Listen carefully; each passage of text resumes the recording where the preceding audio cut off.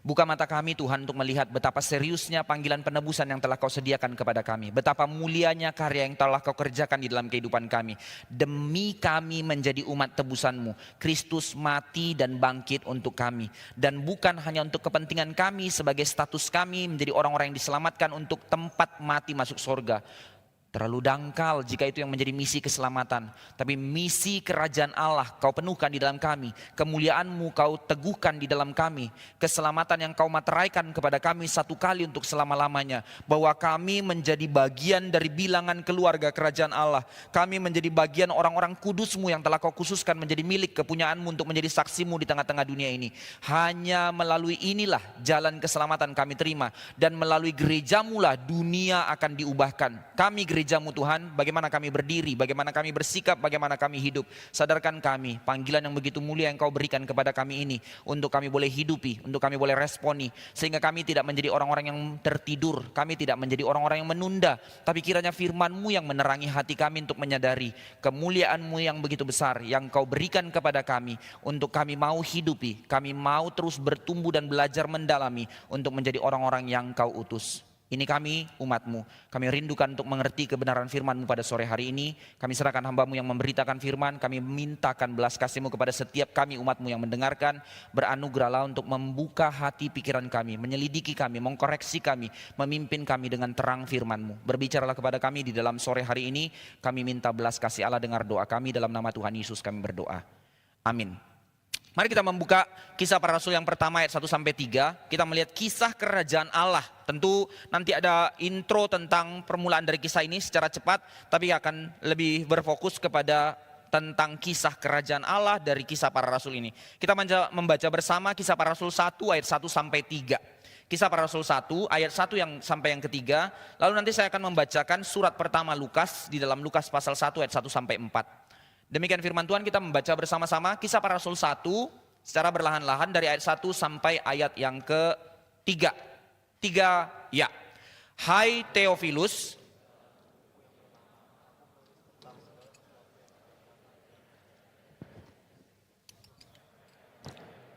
sebelum itu ia telah memberi perintahnya oleh Roh Kudus kepada rasul-rasul yang dipilihnya.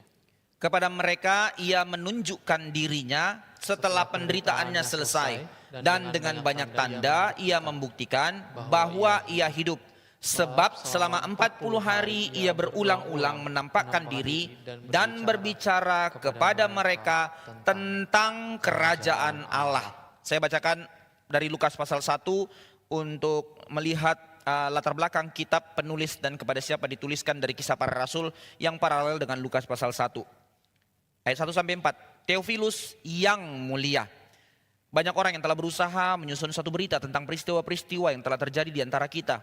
Seperti yang disampaikan kepada kita oleh mereka yang dari semula adalah saksi mata dan pelayanan firman. Karena itu setelah aku menyelidiki segala peristiwa itu dengan seksama dari asal mulanya, aku mengambil keputusan untuk membukakannya dengan teratur bagi kamu. Supaya engkau dapat mengetahui bahwa sesuatu yang diajarkan kepadamu sungguh benar. Saudara sekalian, kitab Kisah Para Rasul, paling tidak kita lihat pengantarnya terlebih dahulu sebelum kita melihat kisah kerajaan Allah yang menjadi tema utama dari kitab ini. Siapa penulisnya dan kepada siapa ditulis? Kita melihat bahwa surat ini dituliskan oleh Lukas. Lukas menuliskan 2 kitab, baik Kisah Para Rasul dan maupun kitab Lukas. Pada zaman itu ketika seseorang menuliskan sebuah kitab, kita tahu itu perkamen itu gulungan itu ditulis di sebuah papirus. Papirus itu kertas pada zaman itu yang diambil dari serat pohon papirus. Pohon papirus itu kecil seperti ilalang dia, tapi setelah kulit luarnya ada kulit dalamnya sebelum kambium. Nah, kulit luarnya ini yang diambil, dikupas, digulung, disatukan jadi satu, menjadi menempel dia menjadi kertas. Dan pada zaman itu ini sangat mahal, maka orang-orang yang menulis itu haruslah orang-orang yang memang secara ekonomi mampu. Karena kertas itu mahal. Dan yang kedua juga haruslah orang-orang yang benar-benar cendekiawan di dalam pendidikannya. Karena gak ada tip X, saudara sekalian, gak bisa delete atau apapun itu. Sekali tulis satu skemanya harus clear. Dan sebuah papirus itu punya ukuran yang standar. Sebuah papirus itu kurang lebih 35 feet atau secara meter 10,56 meter. Dan semua itu dituliskan tangan, pakai tinta, pakai model kuas itu ya. Sehingga nggak bisa salah, presisi, rata kiri, rata kanannya. Kalau kita lihat scroll itu, dulu di pusat pernah Pak Tong kasih tunjuk, ada seorang yang memberikannya ya. Nah modelnya kurang lebih seperti itu. Nah jadi di dalam hal ini kita melihat ketika Lukas menuliskan tulisannya, dua tulisan, baik kitab Lukas maupun kitab Kisah Para Rasul. Ini dua gulungan yang selalu dibawa keliling dibacakan ke gereja-gereja. Jadi gulungan pertama itu Injil Lukas, gulungan kedua itu adalah Kisah Para Rasul. Nah pada dasarnya kedua gulungan ini tidak pernah dipisahkan. Jadi pada saat pembacaan di dalam gereja dibacakanlah kitab Lukas dan dibacakanlah kitab Kisah Para Rasul yang dikenal dengan sebagai kitab Lukas 2 volume gitu. Jadi volume pertama, volume kedua. Tapi memang seiring perjalanan gereja di dalam gereja mula-mula akhirnya di dalam tantangan pergumulan memfokuskan pembacaan mereka kepada 4 kitab Injil. Maka seolah-olah terjadi pemisahan antara surat Lukas dengan Kisah Para Rasul karena kitab Lukas digabungkan dengan ketiga Injil yang lain. Jadi pembacaan gulungan itu kitab Matius, Markus, Lukas, Yohanes. Jadi tergeser dia menyusul Kisah Para Rasul. Ini yang menjadi latar belakang pemisahannya. Walaupun sebenarnya secara pembacaan awalnya ini dua gulungan perekaman yang tidak pernah dilepaskan. Nah ini yang pertama, penulisnya Lukas. Yang kedua, buku ini dituliskan kepada siapa? Di awal tadi kita melihat, Hai Theophilus dalam bukuku yang pertama. Kata Theophilus dituliskan kepada Theophilus. Theophilea yang berarti dikasihi oleh Allah atau yang mengasihi Allah. Nah ini latar belakangnya. Jadi tulisan ini dituliskan kepada Theophilus yang berarti yang dikasihi Allah atau yang mengasihi Allah. Beberapa penafsir memang mengatakan ini tidak tentu nama pribadi. Karena Theophilus yang dikasihi. Jadi ini nama samaran untuk membuat ini terkesan menjadi surat pribadi. Penafsir mengatakan ini karena pada zaman itu surat-surat kekristenan yang dianggap sebagai surat penggembalaan akan diperiksa dan dibakar. Biasanya para prajurit malas periksa baca panjang dan tidak semua orang bisa baca. Maka mereka biasanya lihat salamnya saja. Salam kepada jemaat, ini bakar nih, ini bakar. Tapi kalau ketika dilihat kepada Theophilus, ini kan surat pribadi ya sudah lewat. Begitu asumsinya. Tapi tentu kita tidak terlalu menerima penafsiran ini, tidak terlalu kuat penafsiran ini menjadi surat pribadi. Kenapa? Menjadi surat umum kepada orang yang mengasihi Allah atau yang dikasihi Allah. Kita lebih percaya ini memang surat pribadi. Di mana kita melihat itu? Tadi, makanya kita membaca di dalam Lukas pasal 1. Theophilus yang mulia. Ada identiti khusus yang dikatakan kepada Theophilus sebagai yang mulia. Kata yang mulia itu bukan hanya sekedar sebuah pujian. Itu identiti kepada, biasanya dalam konteks pada saat itu diberikan kepada para perwira Romawi. Jadi benarlah penafsiran yang lebih kuat untuk mengatakan bahwa ini memang surat pribadi dari Lukas kepada seorang perwira Romawi yang kemungkinan besar dapat dipastikan dia menjadi orang yang telah mendengar Injil baru dia mulai menjadi percaya. Namun di dalam kepercayaannya itu dia mengalami pergumulan secara iman. Kenapa? Perwira-perwira Romawi bukan orang-orang bodoh saudara sekalian. Mereka dididik di dalam pengajaran yang sangat ketat. Mereka diajar di dalam pembelajaran dan filsafat-filsafat yang begitu besar. Maka mereka mengerti strategi militer, mereka mengerti filsafat dunia pada zaman itu. Maka ketika mereka untuk mengambil langkah iman menjadi Kristen, itu bukan langkah iman yang sembarangan. Itu dari hasil sebuah pemikiran pergumulan yang tidak gampang. Itu sebab di tengah-tengah dilema pergumulan Theophilus berdiri di dalam berita Injil Romawi. Dan dia sendiri menjadi seorang perwira Romawi yang begitu penting. Lalu sekarang dia mendengarkan Injil yang dituliskan oleh Lukas. Kemudian disusul dengan surat kedua Lukas yaitu Kisah Para Rasul untuk sekali lagi Theophilus dalam bukuku yang pertama. Maka apa tujuannya? Apa tujuannya dituliskan kepada Theophilus? Dalam hal ini penafsir yang paling kuat mengarahkan kepada saudara sekalian, ya Lukas menuliskan ini sebagai apologetik. Apa maksudnya? Kenapa ini dituliskan?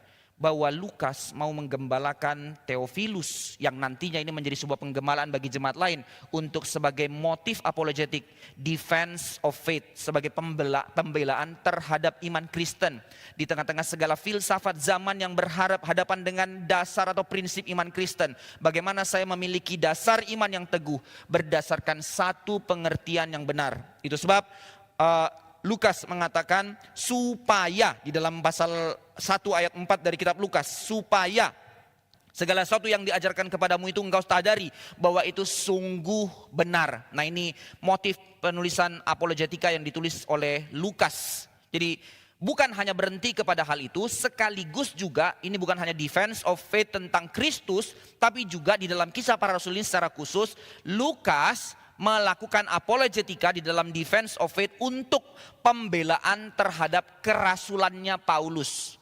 Paulus di dalam konsep kerasulannya dipertanyakan. Di satu sisi orang tahu dia berwarga negara Romawi. Di satu pihak dia menguasai filsafat Yunani. Tapi di sisi lain dia keturunan Yahudi. Di awal mula dia adalah orang penganiaya iman Kristen. Dia bukan orang yang ikut di dalam mula-mula pemilihan Yesus kepada para murid awal, para rasul. Tapi di tengah jalan dikatakan dia menjadi orang Kristen dan bahkan melalui pelayanan lah yang menjadi paling berpengaruh khususnya untuk Eropa. Maka orang meragukan siapa Paulus. Tapi melalui apologetikanya Lukas membuktikan bahwa ya benar Paulus adalah Rasul Kristus. Bahwa dia adalah orang yang dipanggil Kristus untuk mengabarkan Injil Kristus. Nah, ini motifnya. Jadi ada motif apologetika sebagai pembelaan iman Kristen. Tapi juga sebagai dasar di dalam historis kita bisa melihat ini pembelaan terhadap Paulus untuk menunjukkan kerasulannya. Sekarang kita kembali. Jadi dari kitab Lukas kita bisa melihat Lukas menuliskan kitab ini dengan dasar apa? Menarik saudara-saudara sekalian, ada perbedaan khusus Injil Lukas dengan dua Injil sinoptik yang lain dan dengan Injil Yohanes. Bahwa dalam hal ini Injil Lukas dituliskan dengan kalimat sama, berarti dengan Kisah Para Rasul dengan prinsip yang sama, dikatakan di situ berdasarkan satu penyelidikan yang sangat bertanggung jawab.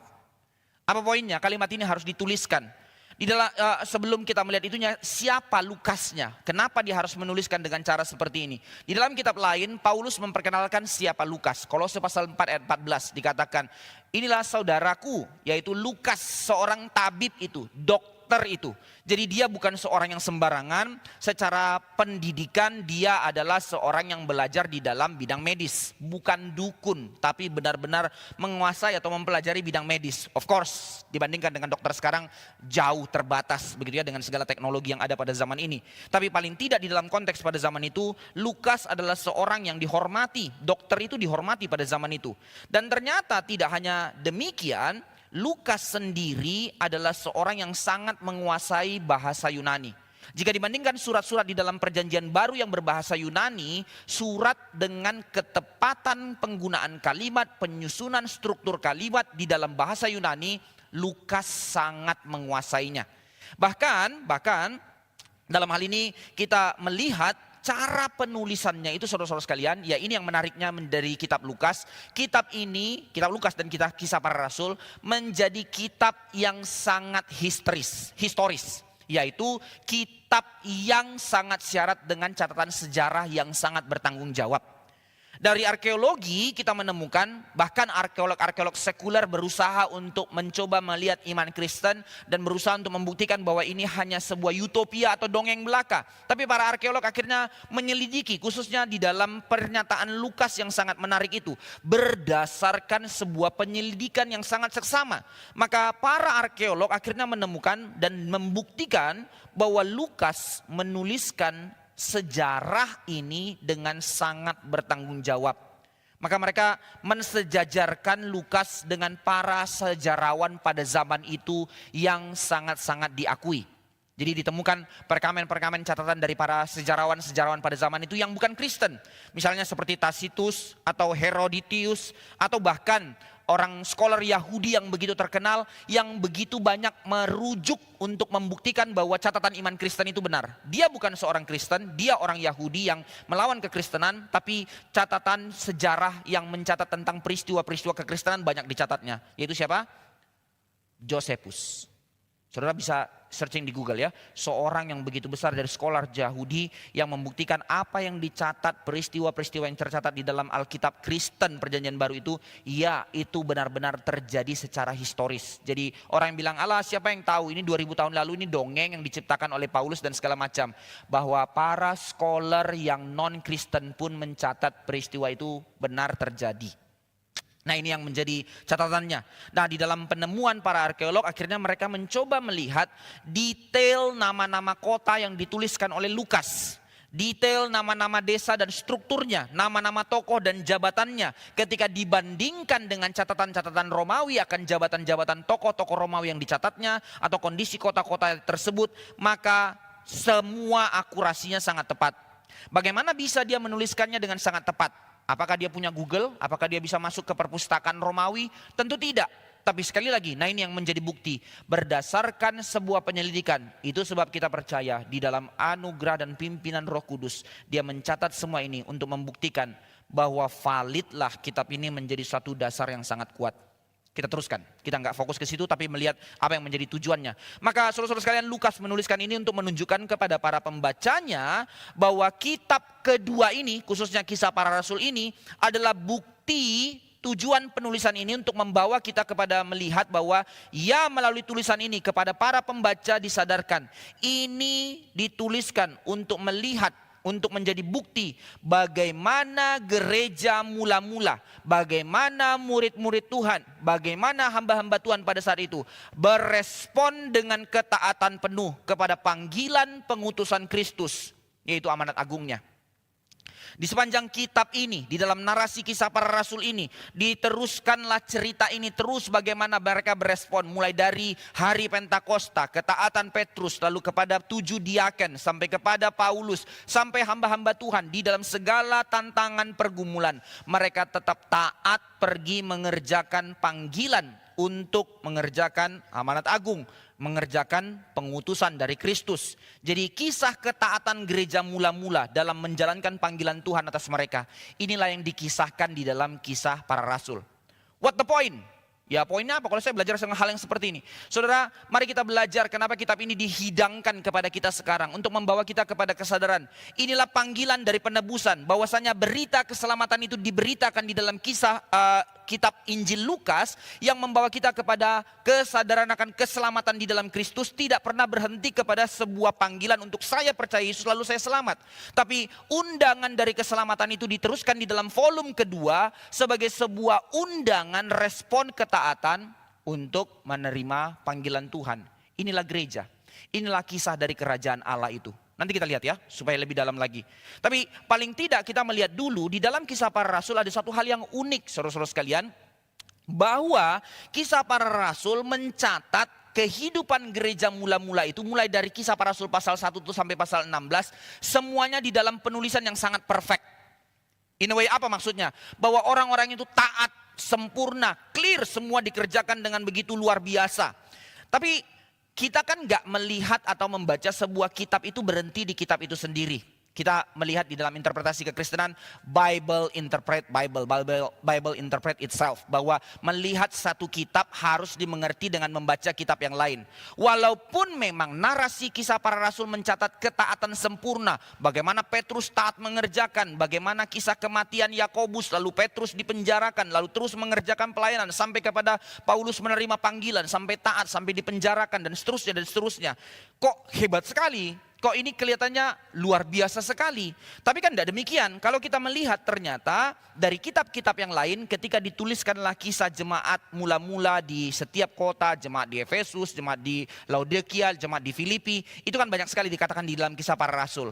Maka ketika kita membandingkannya di dalam surat-surat Paulus yang adalah surat-surat yang ada sebelum surat ini ditulis. Bahwa di situ kita memahami melalui surat-surat Paulus kita tahu bahwa ternyata tidak seideal itu. Gereja mula-mula.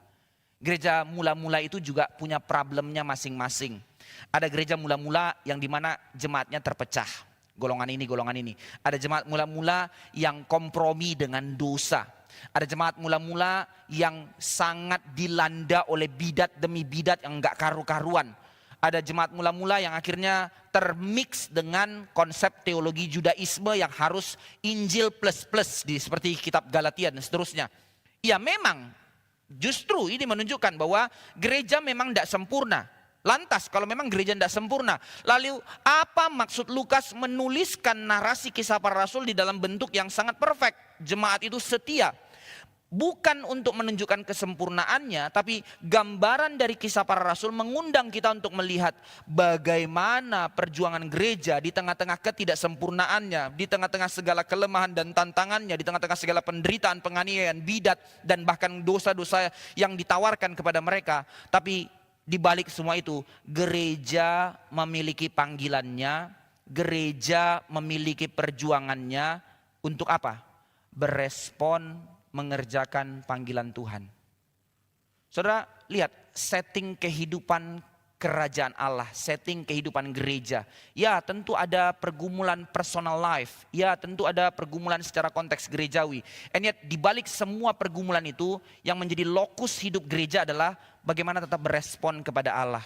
Itu sebab dalam tantangan-tantangan gereja, ketika gereja bentur dan segala macam, Paulus di dalam surat-surat yang lain membawa mereka untuk melihat, hei jangan sibuk ke situ, tapi kembalilah kepada mengerti anugerah keselamatan. Setiap problem di dalam gereja dijawab dengan doktrin. Orang mulai pikir ya, apa sih itu GRI itu sedikit-sedikit doktrin, sedikit-sedikit teologi. Saudara, kita tidak menjadikan teologi menjadi pusat hidup kita, tapi teologi itu jalan hidup. Maka orang-orang yang mengatakan dia mencintai Tuhan, menghidupi kebenaran, and yet tidak menjadi orang-orang yang terus bertumbuh dalam kebenaran. Omong kosong, saudara, tidak bisa, tidak ada jalan yang demikian. Tapi di tengah-tengah segala pergumulan kehidupanmu, engkau sadar engkau gereja Tuhan. Engkau adalah orang-orang yang ditebus oleh Kristus. Maka seharusnya engkau sadar, panggilan penebusan membawamu kepada sebuah lokus hidup yang bukan engkau yang menjadi pusat hidupmu. Tapi misi kerajaan Allah yang sudah diinvestasikan Tuhan dalam kehidupanmu. Ya, tentu ada pergumulan di dalam seluruh aspek hidupmu, dalam kehidupan pekerjaanmu, rumah tanggamu, masa depanmu. And yet di balik semua itu sebenarnya melampaui narasi ordinary life kehidupan kita. Melampaui narasi kehidupan jemaat Tuhan di tengah-tengah kota demi kota demi kota yang mereka hidupi. Sama saudara, undangannya sama. Bagaimana undangannya untuk berespon kepada panggilan Tuhan. Once again, yang jadi masalah adalah semakin zaman bertumbuh di tengah-tengah segala fasilitas atau tawaran dunia, kita semakin lupa the biggest calling in our life, yaitu meresponi panggilan Tuhan dalam hidup kita. Meresponi misi kerajaan Allah untuk dihadirkan di tengah dunia. Lewat siapa? Lewat engkau dan saya. Bagi kita, kalimat ini, oh ya saya sudah tahu, and yet take it for granted. Kita tidak melihat ini menjadi satu hal yang begitu serius yang diinvestasikan Tuhan dalam kehidupan kita. Nah ini tujuan kita untuk merenungkan pada sore ini, untuk kembali melihat setting kehidupan yang disetting Tuhan dalam kehidupan kita sebagai umat tebusan. Sekarang kita masuk lebih dalam ya. Maka kitab Kisah Para Rasul memberitakan bahwa kerajaan Allah itu telah turun ke atas kita. Mulai dari Kristus yang mati dan bangkit, bahwa kerajaan itu telah ditegakkan. Kuasa kegelapan telah dikalahkan, kuasa maut telah dipatahkan, bahwa kita telah menjadi orang yang diselamatkan. Dan itu menjadi sah di dalam kemenangan Kristus. Di dalam kemenangan Kristus kita dimenangkan. Di dalam kebangkitan Kristus kita dibangkitkan dari kuasa kematian. Bahwa dengan Kristus menang, dengan Kristus bangkit, dengan Kristus nyata di tengah-tengah dunia melalui kebangkitannya. Disitulah gereja berdiri dan disitulah gereja dipanggil untuk menjadi saksi Tuhan. Ini motif dari 2 volume kitab Lukas. Injil Lukas menyatakan apa yang dikerjakan Kristus di awal. Injil Lukas meneruskan di dalam Kisah Para Rasul untuk melanjutkan kisah Injil. Bukan hanya pada zaman sejarah jemaat mula-mula, tapi Injil ini diteruskan dalam Kisah Para Rasul sampai kepada kisah kita sampai pada saat ini. Jadi kitab Kisah Para Rasul disebut sebagai permulaan atau hari lahirnya gereja. Kitab Kisah Para Rasul adalah kitab tentang kisah kerajaan Allah, yang dimana diteruskan kisah itu sampai kedatangan Kristus yang kedua. Gambaran apa yang mau dikatakan? Melalui pembacaan kitab Kisah Para Rasul, seharusnya pembaca disadarkan dan kita sekarang disadarkan.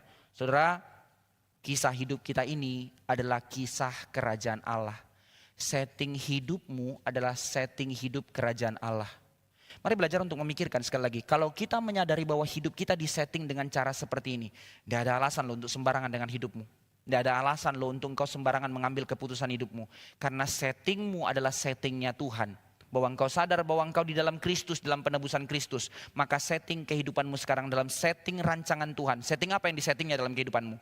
Setting atau kisah kerajaan Allah melalui hidupmu dan hidupku menjadi sebuah film yang ditonton oleh dunia, untuk dunia boleh melihat kerajaan Allah hadir di tengah dunia. Saudara, simple. Sebelum kita teruskan, mari tanya. Seluruh kehidupan kita menjadi sebuah tontonan kan ya. Hidup orang lain pun engkau tonton. Waktu orang menonton kehidupanmu sebagai sebuah kehidupan, setting apa yang ditonton orang? Apakah benar setting kerajaan Allah itu hadir dalam hidupmu? Atau seluruh kehidupanmu menjadi sebuah kehidupan yang menjadi batu sandungan di luar sana? Setting apa yang kita hidupi? Mari belajar untuk melihat lagi. Setting apa yang Tuhan sediakan untuk kita dan setting apa yang kita jalankan dalam kehidupan kita. Beresponkah kita kepada setting kerajaan Allah? Kembali ke dalam kisah tadi, di dalam perjalanan kisah para rasul dari pasal 1 sampai 16 itu. Ada begitu banyak pergumulan jemaat demi jemaat. And yet di balik semua itu Tuhan menunjukkan setting kehidupan mereka adalah setting berespon kepada narasinya Allah. Setting berespon kepada misi kerajaan Allah. Ini setting hidupmu, saudara sekalian. Saya nggak tahu bagaimana membawa kita kepada kesadaran lebih indah. Inilah beauty yang disediakan Tuhan. Maka berita keselamatan itu bukan soal tempat nanti saja. Ya, of course dalam teologi reform kita percaya keselamatan itu already and not yet, belum sempurna kepada puncaknya. Tapi already saudara sekalian, bahwa engkau dan saya di dalam penebusan Kristus sudah menjadi bagian dari keluarga kerajaan Allah. Nah ini setting hidupnya kita. Masakan ini tidak menjadi sebuah kesadaran yang kita anggap serius? Kalau demi setting ini saja Yesus harus mati. Demi setting ini Yesus harus menanggalkan kemuliaannya untuk menanggung kehinaan kita. Supaya kita menerima undangan yang begitu serius ini. And yet begitu banyak orang Kristen tidak melihat ini menjadi suatu hal yang serius. What happened? Something wrong with us. Mari belajar sekali lagi melihat betapa seriusnya anugerah Allah dalam kehidupanmu. Melalui Kristus yang mati bagimu, supaya engkau disetting untuk hidup di dalam setting atau kisah kerajaan Allah. Ini panggilan kehidupan kita. Mari kita lihat saudara-saudara sekalian, setting itu terjadi dalam kehidupan jemaat mula-mula, dan setting itu juga yang diinginkan Tuhan terjadi dalam kehidupan kita. Dan setting itu bukan setting yang sembarangan. Setting itu menjadi setting yang sangat serius. Mari kita lihat apa yang terjadi kepada Petrus. Saudara sekalian, ini cerita yang sangat aneh, bahkan seperti sebuah dagelan. Sebuah hal yang lucu, tidak ada masuk akal. Baru saja dicatat di dalam Lukas, si Petrus itu yang dikatakan bahwa gereja akan berdiri di atas namanya, di atas Peter, batu karang itu, gereja akan didirikan. Tapi apa yang dilakukannya? Dia menyangkali Yesus 3 kali. Dia menolak mengenal Yesus. Dia mengatakan dia tidak menjadi murid dari Kristus. Melalui penyangkalan itu dicatat, dia seperti baby yang merengek-rengek. Menjadi bayi yang menangis guling-guling karena kesadaran ketidakberlayakannya. Dia merasa hancur hati karena penolakannya kepada Yesus. Di dalam penyesalannya hancur hati itu. Maka dia menjadi orang yang telah gagal. Gagal saudara sekalian. Seorang yang gagal seperti itu, tidak selesai di situ, dicatat dia memprovokasi murid-murid lain untuk kembali menjadi nelayan. Orang ini sudah gagal. Itu terjadi peristiwa kurang lebih 53 hari sebelum kisah para rasul. Lihat, dari Yesus mati sampai Yesus bangkit, 40 hari menampakkan diri, 10 hari penantian Roh Kudus. Maka ketika peristiwa itu terjadi, orang yang luar biasa gagal ini dalam tempo 50 hari kurang lebih berbalik untuk menjadi seorang apa? Dikatakan di dalam kisah para rasul 2, orang yang super gagal yang seperti bayi yang guling-guling di tanah meratap ini, sekarang dia berdiri tegak untuk memberitakan Injil. Dan apa yang terjadi? Orang gagal ini sekali berkhotbah 3.000 orang bertobat. How come? Bagaimana mungkin? Maka kita berpikir, oh ya, hamba-hamba Tuhan di dalam para nabi, para rasul adalah orang-orang superhero, orang-orang spektakuler yang dipakai Tuhan. Tidak, saudara sekalian, mereka orang-orang ordinary, and bahkan mereka orang-orang yang gagal, tapi menjadi orang-orang yang dipanggil Tuhan. Mari menyadari, inilah panggilan dan setting dari kita sebagai gereja.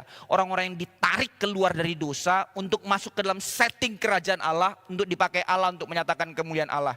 Dan apa yang terjadi saudara-saudara sekalian? Peristiwa ini menjadi satu momentum titik perubahan sejarah dunia.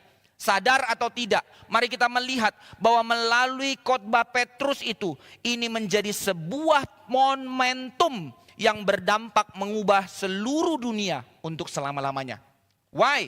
Baru pertama kali di dalam sejarah ada konsep keagamaan yang bermisi untuk pergi mengkabarkan beritanya ke seluruh dunia. Di dalam zaman itu agama-agama politeis adalah agama-agama lokalan. Satu negara, satu agamanya. Menyembah kepada dewa-dewanya. Bukan satu agamanya, banyak agama dewa-dewanya. Maka mereka menyembah di situ dan mereka percaya dewa mereka adalah dewa teritorial. Kalaupun satu negara ekspansi kepada negara lain di dalam motif penjajahan untuk menunjukkan power dari dewa-dewanya bahwa dia mengalahkan dewa-dewa dari bangsa lain. Ini motif kerajaan pada zaman itu. Tapi kali peristiwa satu konsep ada agama monoteis yang memisahkan diri dari agama monoteis sebelumnya. The only agama monoteis pada saat itu Judaisme. Tapi sekarang di dalam Kristus ada satu agama monoteis yang berbeda. Yang sebenarnya yang genuine, yang asli. Tapi ditolak oleh Judaisme. Tapi apa yang menjadi konsep keagamaannya, konsep imannya, yaitu iman Kristen itu. Dikatakan oleh Kristus.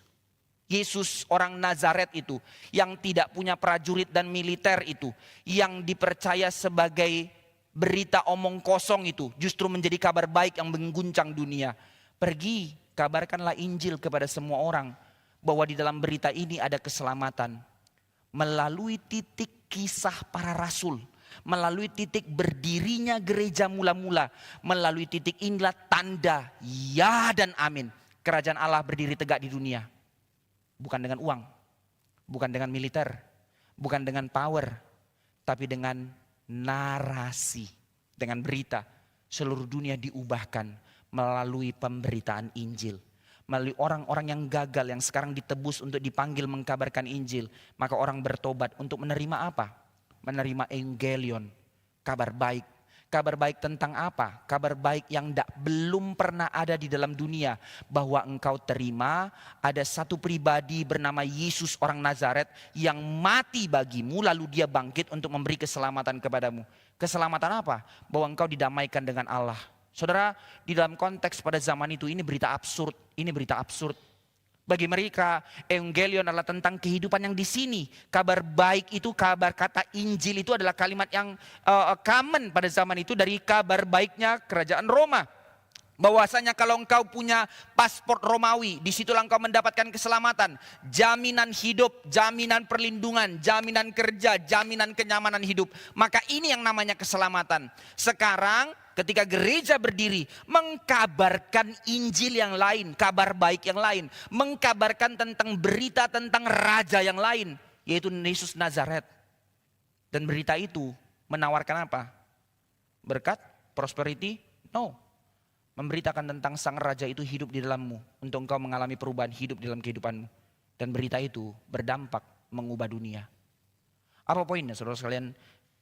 Saya nggak tahu ya bagaimana membuat saudara menyadari betapa seriusnya peristiwa berdirinya gereja.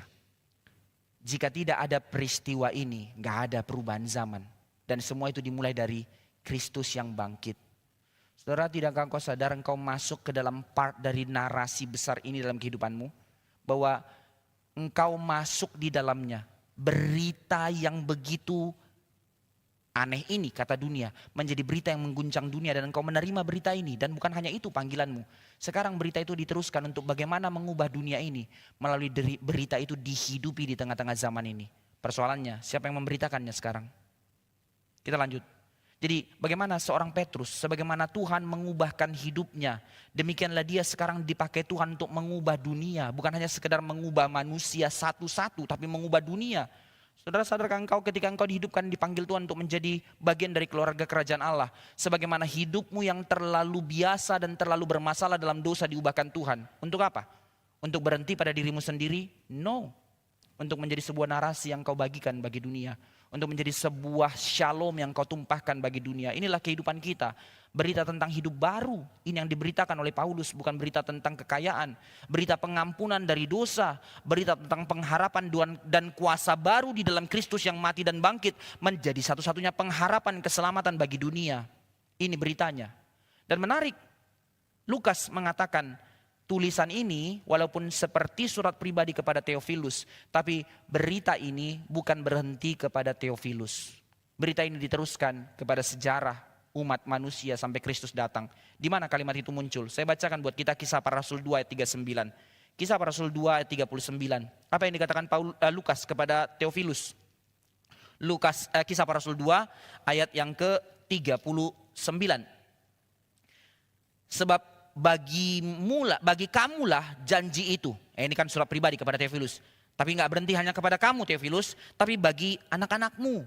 Dan bagi orang yang masih jauh, yaitu sebanyak-banyaknya yang akan dipanggil oleh Tuhan Allah kita. Ini beritanya. Maka melalui narasi Kisah Para Rasul kita lihat titik sejarah dunia berubah melalui Kristus yang mati dan bangkit. Dan melalui itu kerajaan Allah ditegakkan. Kisah kerajaan Allah dimulai di tengah-tengah dunia. Melalui hadirnya gereja untuk menyatakan kemuliaan Allah di tengah-tengah dunia. Dan inilah yang diberikan kepada jemaat mula-mula, kepada para rasul untuk mereka hidupi. Menjadi narasi yang terus berlanjut sampai kepada kita pada saat ini. Inilah beritanya. Berita bagimu juga saudara-saudara sekalian, berita bagi keturunanmu, dan berita kepada orang-orang yang masih jauh, yang masih ada pada zaman ini. Berita keselamatan bagi setiap orang di sepanjang zaman. Itu sebab Kisah Para Rasul menjadi satu kitab yang begitu penting. Dari sebuah kesaksian ini, dari buku ini menjadi sebuah kesaksian. Kita benar-benar menyadari betapa besarnya berita Injil. Betapa mulianya berita yang diberikan itu kepada kita sekarang.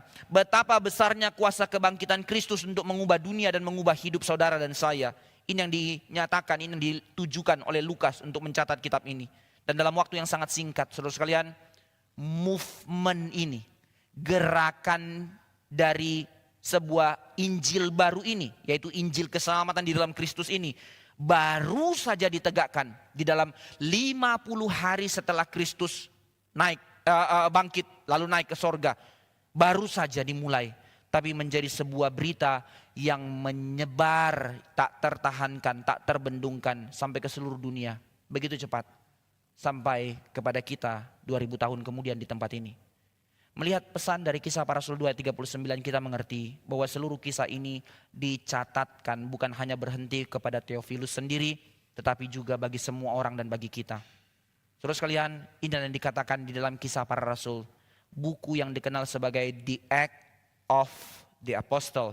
Bahkan lebih besar lagi, bukan tentang Act of Apostle. Melalui narasi hidup mereka, sebenarnya kita melihat siapa yang menjadi bekerja di dalamnya, yaitu the act of the Holy Spirit. Mari melihat narasi yang sama, seluruh kehidupanmu saudara sekalian, sebuah kehidupan di dalam narasinya Allah, di dalam meta narasinya Allah. Siapa yang bekerja dalam hidupmu? Roh Kudus. Saya suka pakai ilustrasi ini, dulu saya sudah pernah juga menyampaikan ini di sini. Saudara, kehidupan kita itu seperti sebuah film, tadi saya sudah katakan. Tidak ada satu orang pun di dunia ini yang tidak ditonton oleh orang lain. Kita melihat hidup orang lain sebagai sebuah tontonan, dan jangan lupa orang lain juga melihat hidup kita sebagai sebuah tontonan. Ketika kita nonton sebuah film itu menjadi baik atau menjadi seru, menjadi keren, itu ditentukan dari siapa? Aktornya? Ya tentu berpengaruh aktornya, tapi yang paling penting dari sebuah film, siapa sutradaranya, ya kan ya? Ada banyak film dengan aktor-aktor laga yang sangat mahal, tapi sutradaranya cupu. Aduh, pengen muntah rasanya, udah bayar mahal-mahal nonton filmnya, apaan, sampah, begitu kan ya? Tapi ada beberapa film-film yang ternyata aktornya tidak terlalu terkenal, tapi wah luar biasa filmnya. Salah satu film yang saya sangat suka. Pada zaman itu para aktornya belum begitu terkenal. Cuma satu orang yang terkenal. Akhirnya dari mereka jadi aktor-aktor besar muncul. Saving Private Ryan. Pernah nonton film ini ya? Saya sangat suka film ini di dalam satu misi yang begitu luar biasa. Memang genre film yang saya suka lebih banyak film perang. Nggak harus saudara ikuti sih. Tapi poinnya adalah apa yang membuat film itu menjadi film yang begitu epic. Film yang begitu seru. Sutradara di belakangnya. Saudara sama di dalam hal ini, the act of apostle. Apa yang membuat kehidupan mereka menjadi seru? Mereka sama dengan kita, mereka orang-orang ordinary. And yet di belakangnya ada sang sutradara agung, the act of the Holy Spirit, yang membuat kehidupan mereka menjadi sebuah tontonan yang begitu indah yang dipertontonkan untuk menghadirkan shalom bagi dunia. Pertanyaannya dua. Pertama, di mana sang sutradara di dalam kehidupan mereka? Sang sutradara itu hidden, saudara sekalian, hidden. Sebuah film yang bagus, kalau sutradaranya narsis mau terus muncul, nggak jadi film itu. Katakanlah ya, sutradara yang bilang, kamera, action, cut, gitu kan ya. Tapi semua itu kan nanti menjadi sebuah proses editing, frame demi frame yang disusun menjadi sebuah alur film. Nggak ada kamera action sama cutnya dimunculkan di situ. Kalau sang sutradara narsis bilang, oke, pokoknya bukan hanya lu yang terkenal, gua juga mau terkenal. Kamera actionnya saya harus muncul, cutnya saya harus muncul. Oke, kamera action, baru main, bam, bam, bam, bam, tembak, cut, kata sutradaranya. Setiap kali pergantian frame ada momen kayak gini. Itu bukan film, itu dagelan. Ngapain nonton yang kayak gini? Buang ini film, gitu kan ya? Karena sutradaranya narsis. Sama saudara-saudara kan, di dalam kehidupan kita, sang sutradara, the act of the Holy Spirit, dia hidden. And yet dari setting yang dilakukannya menjadi sebuah kehidupan yang begitu serius dalam kehidupanmu. Ini yang pertama. Maka muncul pertanyaan serius dari pertanyaan pertama ini, siapa sutradara hidupmu? Adakah kehidupanmu menjadi sebuah kisah kerajaan Allah yang dimana engkau merelakan hidupmu dipimpin oleh sang sutradara agung itu untuk memimpin seluruh perjalanan kehidupanmu di dalam narasi yang sudah disiapkannya, di dalam satu peristiwa cerita panjang yang akan dijalankannya untuk menjadi sebuah kehidupan film yang dipertontonkan bagi dunia. Atau jangan-jangan engkau menjadi aktor yang tidak tahu malu, mau sutradara bilang apa, suka-suka saya karena saya aktor utamanya. Cilaka, filmmu menjadi sampah. Tapi yang kedua menjadi pertanyaannya, saudara sekalian, di dalam kisah para rasul, siapa aktor utamanya? Menarik sekali, kisah para rasul sebenarnya mencatat tentang kisah Kristus. Kisah Kristus, ternyata Kristusnya hanya dipaparkan dari ayat 1 sampai ayat 7. Setelah itu muncul karya Roh Kudus dan para rasul. Dan tidak ada lagi cerita tentang apa yang dilakukan oleh Kristus. Ya, di dalam kisah para rasul, di dalam kitab Lukas, Yesus diceritakan. Tapi dalam kisah para rasul, kisah Yesusnya sudah lewat. Ini kan kisahnya gereja. Tapi ternyata kisah gereja adalah kisah tentang Kristus. Kisah kehidupan gereja adalah kisah yang menyaksikan tentang Kristus, memberitakan karya Kristus. Maka tokoh utamanya adalah Kristus. And yet di dalam 16 pasal dari kisah para rasul, sang tokoh utama itu hidden. Hidden. Film mana tokoh utamanya hidden? Hanya film di dalam kehidupan narasi Injil. Sama saudara sekalian, di dalam kisah para rasul menjadi kisah kehidupan kita sekarang. Bukan engkau tokoh utamanya. Sebenarnya kita cuma peran pembantu. Seluruh kehidupan kita yang telah ditebus ini dikatakan aku di dalam Kristus dan Kristus di dalam aku. Bahwasanya melalui kehidupanku, Kristuslah yang dinyatakan. Tidakkah engkau sadar di dalam kehidupanmu, di dalam tingkah lakumu, di dalam seluruh tindakanmu, orang akan mengatakan, itu si orang Kristen itu.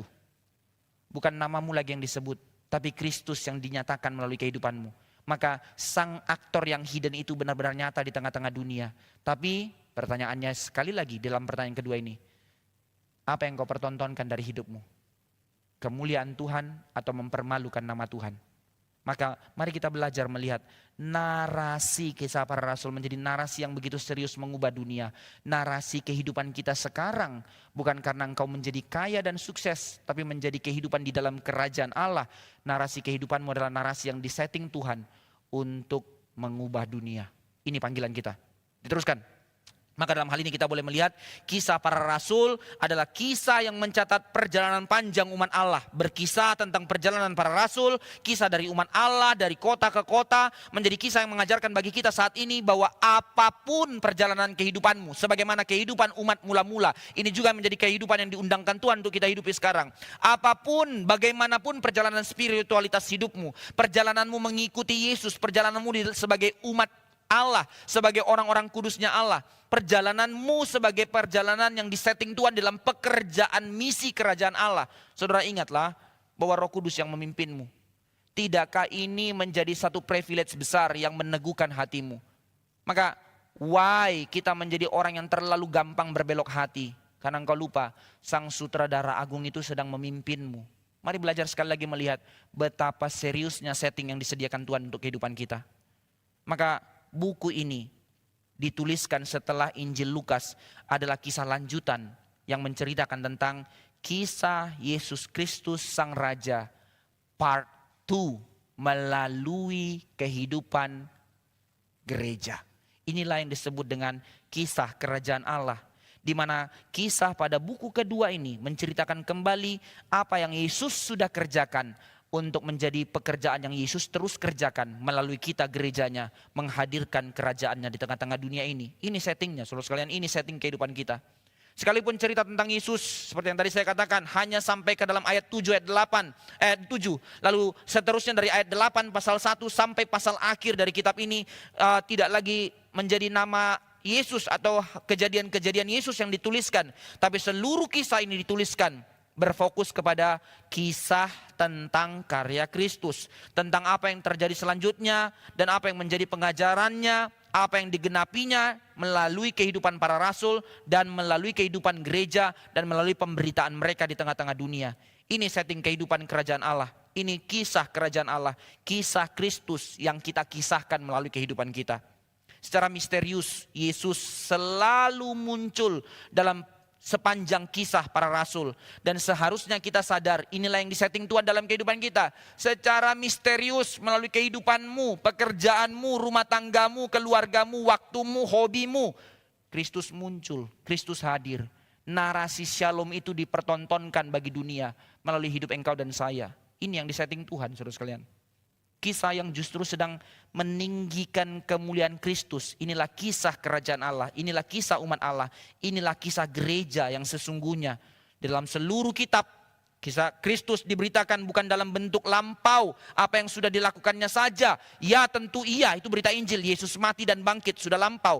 Tapi seterusnya, berita itu diterusi dengan cara bagaimana berita itu hidup di dalam kehidupan umat Tuhan. Menjadi suatu realitas yang berkuasa mengubahkan kehidupan manusia. Kristus yang dapat dikenal, Kristus yang dapat dikasihi, Kristus yang dapat diikuti, Kristus yang memberikan pengharapan dan hari depan. Inilah kehidupan orang tebusan, inilah kehidupan gereja, inilah kisah kerajaan Allah. Kristus ditinggikan di dalam seluruh cerita. Kristus dinyatakan di dalam seluruh karya kerja seluruh umat Tuhan sampai sekarang di dalam kisah kehidupan kita. Demikian juga saudara sekalian, bukan hanya kisah Kristus, tapi kisah dari karya Roh Kudus yang terus dicatat sebagai pemimpin kehidupan umat Allah, sebagai pemimpin kehidupan dari keluarga kerajaan Allah di dalam sepanjang sejarah kisah para rasul dan dalam sepanjang sejarah kehidupan kita sampai Kristus datang. Inilah kisah para rasul. Kisah Kristus volume kedua, kisah Roh Kudus yang bekerja dalam kehidupan saudara dan saya, sekaligus menjadi kisah kita, kisah gereja, kisah keluarga kerajaan Allah. Ya, sejarah yang sangat detail yang dituliskan oleh Lukas, menjadikan Kristus menjadi aktor utama yang memimpin dan berdirinya gereja sebagai tanda kerajaan Allah di muka bumi ini. Dengan hadirnya gereja di sepanjang sejarah sampai gereja berdiri di tempat ini saat ini. Justru dengan demikian buku ini mengundang kita untuk masuk, untuk sadar bahwa kita adalah bagian dari cerita kerajaan Allah itu. Bahwa kita adalah bagian dari setting yang disediakan Tuhan di dalam sepanjang zaman. Dengan dimulai dari kebangkitan Kristus. Lalu babak baru dimulai dengan berdirinya gereja mula-mula. Diteruskan kisah para rasul tidak berhenti kepada the act of the apostle, the act of the Holy Spirit, the act of the church. Sampai sekarang kisah ini tidak pernah selesai. Kisah ini berjalan terus sampai kita sekarang. Sekali lagi, jadi apa yang menjadi kesimpulan? Tema utama kitab kisah para rasul adalah tema tentang tegaknya kerajaan Allah. Sekali lagi saya bacakan di dalam ayat 3 dari kisah para rasul tadi. Sebab selama 40 hari Yesus menampakkan diri berulang-ulang kepada mereka dan berbicara kepada mereka. Maka ini pesan terakhir. Orang kalau sudah mau mati kasih pesan terakhir pasti pesan penting. Kecuali dia dalam kondisi dibawa obat. Orang kalau udah sakit kayak gitu ya, kena morfin dia, ngomongnya kan ngelantur. Tapi kalau orang dalam kondisi sadar, dia segera harus pergi. Maka dia akan pesan terakhir. Misalnya oma sudah lihat anak-anaknya berantem semuanya, mau kasih pesan terakhir, harta begitu banyak. Gak ada yang bilang, nak nanti tolong ya anjing oma sama kamu, ayam kamu kasih makan. Gak ada itu. Maka dia akan mengatakan, rukun-rukun ya jangan berantemnya, pesan terakhir yang menjadi isi hatinya. Sama dalam hal ini, Kristus segera naik ke sorga. Apa yang menjadi pesannya? bahwa yang dikerjakannya dan digenapinya, bahwa yang harus menjadi misi yang akan diteruskan sampai kedatangannya kedua, yaitu berita tentang apa? Dia memberitakan kepada mereka tentang kerajaan Allah. Maka the act of the apostle, the act of the Holy Spirit adalah berita tentang menghadirkan kerajaan Allah di tengah muka bumi. Berita yang disetting Tuhan dalam kehidupanmu adalah setting kehidupan yang Tuhan mau pimpin melalui hidupmu, seluruh pekerjaanmu. Kerajaan Allah dihadirkan di muka bumi. Bahwa Allah yang menggenapi janjinya sekarang menjadi Allah yang menyertai dan memberi kuasa yang sama kepada para rasul di dalam zaman itu sampai kepada kita 2000 tahun kemudian gerejanya. Kuasa yang sama. Maka motif ini yang dikatakan juga dari Kristus kepada para murid di dalam kisah para rasul, di dalam Lukas pasal 9 dan Lukas pasal 10. Lukas pasal 9, Yesus berkata kepada 12 murid, pergi dengan kuasa yang diberikan Bapa kepadaku, demikian juga kuasa yang kuberikan kepadamu. Lalu pasal 10 Lukas, murid yang lain, 70 murid yang lain yang ordinary, yang bukan orang-orang STT yang 24 jam ikut Yesus itu, juga dikatakan pergi dengan kuasa yang sama engkau yang diberikan Bapa kepadaku juga kuberikan kepadamu. Maka utusan yang sama sekarang diberikan kepada gereja melalui kitab para rasul. Saudara, kuasa yang sama yang diberikan Tuhan kepada para nabi, kuasa yang sama yang diberikan Tuhan kepada para rasul, kuasa yang sama yang diberikan Tuhan kepada gerejanya sekarang. Pergi menjadi tanda kehadiran kerajaan Allah di muka bumi. Ini privilege yang Tuhan sediakan bagi kita. Bahwa gereja adalah bagian dari keluarga kerajaan Allah yang didirikan Tuhan untuk menggenapi janjinya dan perpanjangan tangan kerajaan Allah di tengah-tengah dunia. Ini status kehidupan kita sebagai gereja. Itu sebab saudara sekalian, tidak bisa sembarangan dengan gereja Tuhan. Ini yang dikatakan Calvin, di luar gereja tidak ada keselamatan. Bukan dalam motif gereja sebagai institusional, tapi motif gereja sebagai body of Christ, sebagai keluarga kerajaan Allah. Maka ketika orang-orang yang berkata, saya menjadi orang yang diselamatkan, maka saya bersekutu dengan Kristus tanpa hati saya masuk ke dalam gereja Tuhan. Calvin bilang, pertanyakan keselamatannya. Karena tidak ada keselamatan di luar gereja. Bahwa panggilan keselamatan adalah panggilan untuk kita masuk ke dalam gereja Tuhan sebagai bagian dari keluarga kerajaan Allah. Maka motif Injil Lukas yang diteruskan kepada kisah para rasul adalah motif kerajaan Allah yang dikatakan God calls you in to send you out. Ini motif gereja. Bahwasanya kisah para rasul memberikan gambaran bahwa apa yang terjadi dengan murid Tuhan akan paralel dengan apa yang dialami oleh Kristus. Kisah Kristus babak pertama Lukas, kisah Kristus babak kedua kisah para rasul. Bahwa kisah Kristus babak kedua di dalam setting kehidupan para murid. Murid-murid akan mengalami kehidupan yang sama seperti Kristus. Sebab panggilan penebusan adalah kita dipanggil untuk menjadi segambar dengan Kristus dan menjadi saksi Kristus. Maka melalui kehidupan the act of the apostle, mereka dibawa, para pembaca dan kita sekarang dibawa melihat. Inilah panggilan dari keselamatan. Engkau dan saya sekarang juga menerima panggilan yang sama. Kita dipanggil untuk menjadi semakin segambar dengan Kristus. Bahwasanya memang di dalam panggilan itu ada penderitaan, bahwasanya di dalam panggilan itu ada pemurnian, untuk kita dibentuk dan dimurnikan menjadi segambar dengan Kristus, untuk melaluinya seluruh kehidupan yang dibentuk Tuhan ini, maka engkau dipanggil Tuhan untuk menjadi saksi Tuhan. Tidak ada jaminan di situ bahwa hidupmu menjadi mulus. Justru di dalam panggilan itu, proses pemurnian Tuhan akan terus memperlengkapimu menjadi orang-orang kudus. Penutup, maka di dalam pasal 1 yang telah kita baca ini, mulai dari ayat 1 sampai ayat 3 itu, inilah kisah kerajaan Allah dimulai. Dimulai dari apa? Dimulai dari preparation for witness. Apa yang menjadi persiapannya? Yang disiapkan Tuhan bagi para saksinya, bagi gerejanya. Bukan persiapan yang disiapkan oleh manusia. Bukan persiapan yang disiapkan oleh para rasul untuk kerjakan ini, kerjakan itu. Tapi dimulai dari preparation setting kerajaan Allah. Yaitu preparation dari Yesus sendiri. Yesus sendiri yang mempersiapkan mereka selama 40 hari. Ayat 3 itu mengatakan membentuk mereka mengerti tentang misi kerajaan Allah. Sehingga setting itu dimulai ketika Yesus naik, Roh Kudus turun.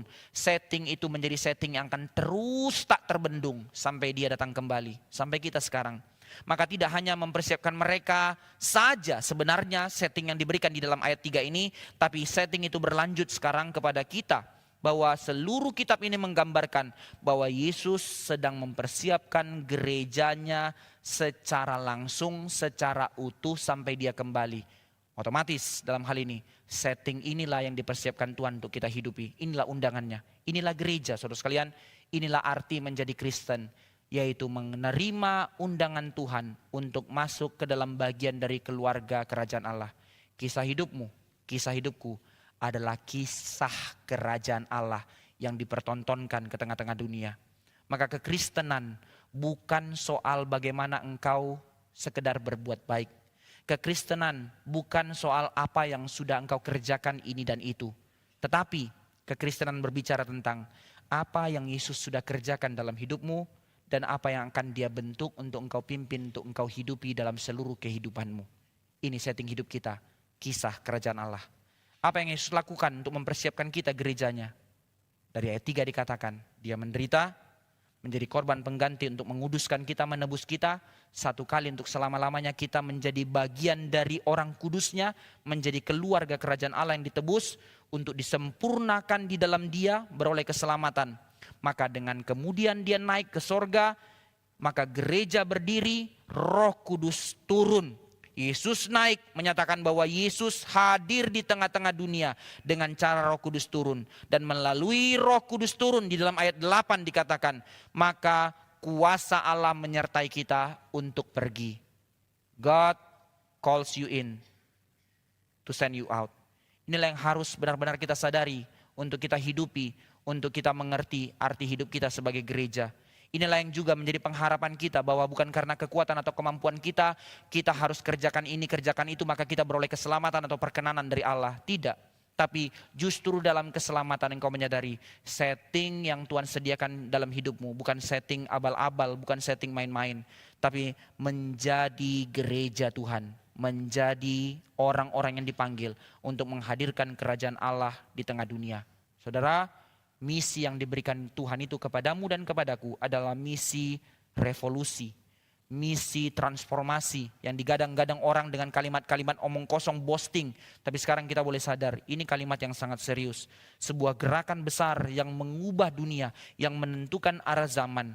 Bukan sebuah urusan kecil sentimental tentang masalahku, tapi tentang kehidupan kerajaan Allah melalui hidupku. Itu sebab saya tutup. Kenapa dunia begitu gelap? Bukan karena kejahatan saja semakin bertambah-tambah. Ya, dunia begitu gelap karena kejahatan bertambah-tambah. Tapi secara fisika kita mengerti, kenapa gelap itu gelap? Karena ketidakhadiran terang. Gelap itu sebenarnya tidak ada di dalam fisika. Yang ada adalah ketidakhadiran terang. Tapi pakai analogi yang sama di tengah-tengah dunia. Kenapa dunia begitu rusak dan chaos? Karena gereja tidak hadir sebagai gereja. Pertanyaan yang kau bawa pulang hari ini. Adakah engkau sadar apa arti hidupmu sebagai umat tebusan? Diundang Tuhan sebagai gereja. Diundang Tuhan untuk menghidupi misi kerajaan Allah. Menghadirkan shalom bagi dunia. Adakah engkau gereja benar-benar hadir menjadi gereja atas dunia di dalam kehidupanmu hari ini? Mari berdoa.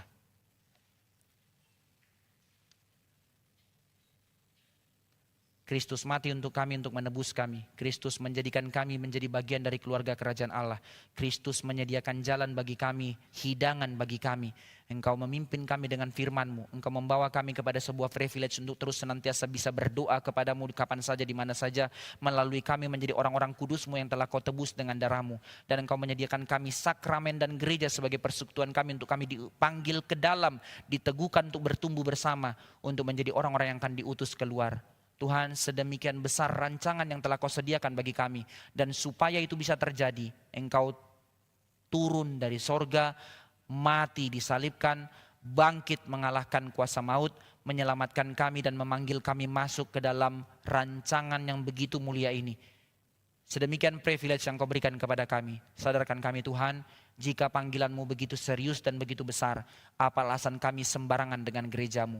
Apa alasan kami menjadi sembarangan dengan waktu-waktu hidup kami? Apa alasan kami terus berkutat dengan egonya kami? Tuhan, sadarkan kami, panggilan kami sebagai gerejamu untuk terus dimurnikan, ditebus, menjadi semakin segambar dengan Kristus. Bahwasanya panggilan kehidupan kami dalam seluruh kehidupan kami di tengah rumah tangga pekerjaan kami adalah untuk menghadirkan shalom bagi dunia, menjadi saksimu di tengah-tengah dunia, sehingga dunia boleh melihat kerajaan Allah, sehingga dunia boleh menonton kehidupan kami menjadi sebuah film yang menyaksikan, menghadirkan kerajaan Allah nyata di muka bumi. Ini kami gerejamu Tuhan. Beri kami hati yang mau terus berkobar-kobar menghidupi panggilan yang begitu mulia ini. Sadarkan kami tentang arti hidup kami, value hidup kami yang begitu berharga. Sehingga kami tidak menjadi orang-orang yang self-pity. Kami tidak menjadi orang-orang yang pongah dan congkak merasa kami mampu. Tapi di dalam anugerah Allah kami ditebus, kami dipimpin, kami dimampukan untuk hidup menjadi saksi Tuhan sampai seumur hidup kami. Ini kami gerejamu dan ini kami menjadi orang-orang yang mengkisahkan kisah kerajaan Allah di tengah-tengah zaman ini sampai Kristus datang kembali. Permuliakan namamu dalam kehidupan kami ya Tuhan. Permuliakan namamu melalui seluruh kesaksian kehidupan kami gerejamu. Berkati kami, pakai kami. Dengar doa permohonan kami. Dalam nama Tuhan Yesus kami berdoa. Amin.